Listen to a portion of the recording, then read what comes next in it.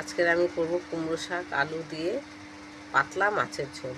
কুমড়ো পাতাগুলো আলাদা করে কুচি কুচি করে কেটে নুন দিয়ে ভালো করে চটকে ধুয়ে নিতে হবে। কুমড়ো শাক আলু দিয়ে মাছের ঝোল করতে মশলা লাগবে আদা, কাঁচা লঙ্কা আর জিরে। জিরেটা আমি কাঁচা বেটে দেবো পরে।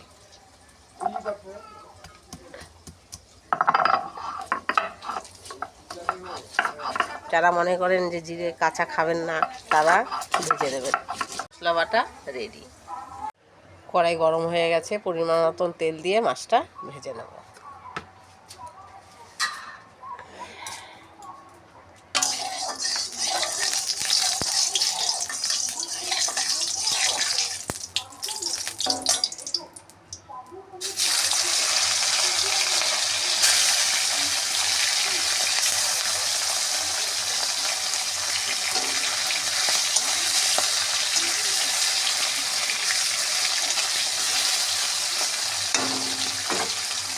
মাছ ভাজা হয়ে গেছে, তুলে নিচ্ছে।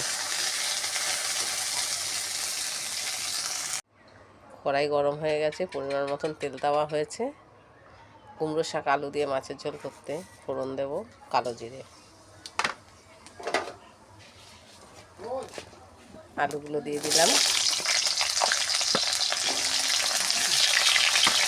অল্প একটু হলুদ দিয়ে আলুটা আমি আগে ভেজে নেব। আলু ভাজা হয়ে গেছে, মশলা দিয়ে দিচ্ছি।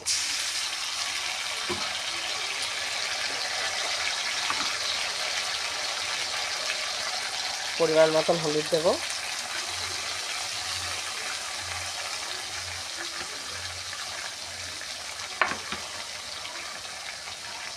পরিমাণ মতন নুন দেব।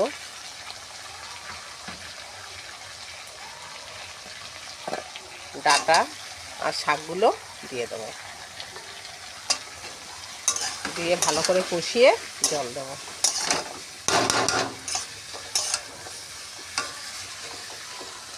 কষানো হয়ে গেছে, পরিমাণ মতন জল দেব।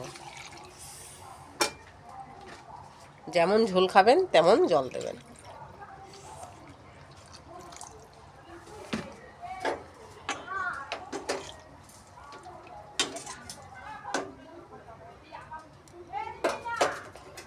মাছের ঝোলে কাঁচা জিরে বাটা দেব।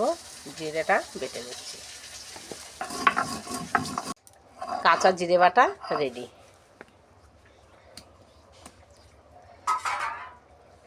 আলু সিদ্ধ হয়ে গেছে, ঝোলটা হয়ে এসেছে।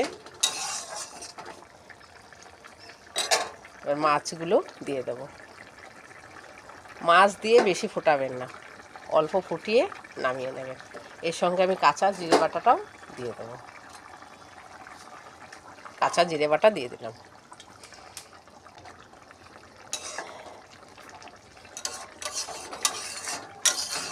ভালো করে ফুটবে, নামিয়ে নেব। আপনি যদি মনে করেন যে একটু গামাখা খাবেন তাহলে ঝোলটা একটু কম দেবেন। কুমড়ো শাক আলু দিয়ে মাছের ঝোল রেডি।